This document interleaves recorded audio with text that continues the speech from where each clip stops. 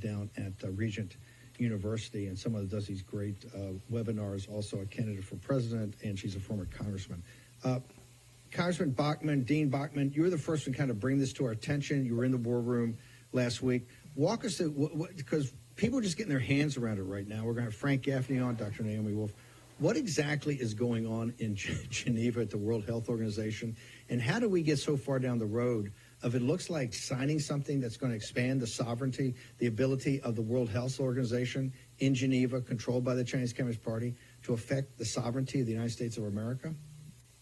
That's right. It's hard to believe, Steve, but in less than 2 weeks' time, a vote will take place in Geneva, Switzerland at the World Health Assembly. They're important because they're the governing body of the World Health Organization, WHO.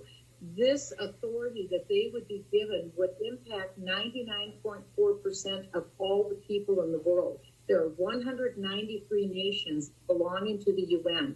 The Biden administration is bringing amendments that would propose that all nations of the earth cede their sovereignty over national health care decisions to the WHO, the World Health Organization. So what this would mean, Steve, is that the WHO would have decision-making authority to intervene into the United States government policy in any nation of the world without our permission.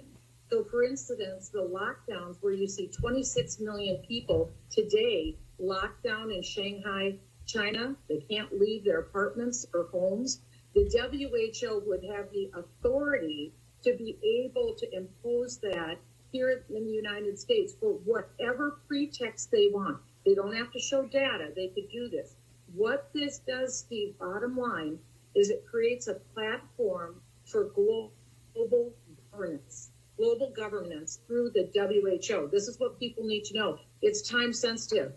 No one knew about this. The Biden administration gave these proposed amendments to the World Health Organization on January 18th. No one in America knew this until April 12th. Less than a month ago, the Biden administration posted these amendments. But in less than 2 weeks in Geneva, Switzerland, the delegates will vote on this. The Biden administration has already released a list of countries, 40 of the most powerful countries in the world, including Canada, including the EU, including the UK, including Australia. These countries are going along with the Biden administration's insane push to give sovereignty over the untrustworthy WHO. Again, this creates a platform for global governance. So it's extremely important. The vote is going to take place in less than 2 weeks.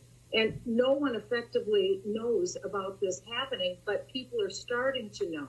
So it's important now that we get to Kevin McCarthy, the leader in the House, Mitch McConnell, the leader in the Senate, and demand that they drop everything and have a joint press conference and say nothing is going to happen in the United States government until Joe Biden drops these amendments and agrees that we will not give a U.S. sovereignty away to the UN.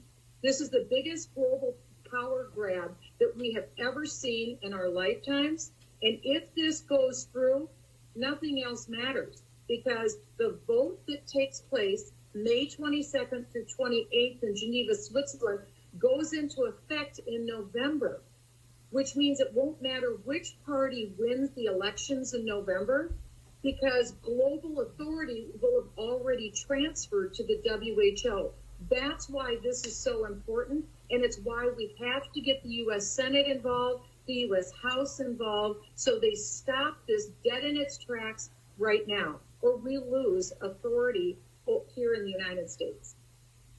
Okay, we're going to get the numbers up. And I just want to, before we let you go, you were in town, you walked around, you know a lot, you're very connected in this town.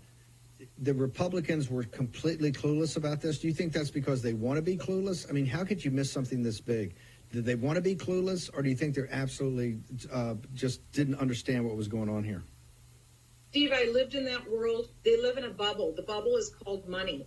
It's the mother's milk of politics. And so what they're focused on is boosting the money that they're bringing in for their elections this fall. That's what it's all about. And so they have to forget about that and realize there's a country to save, and we have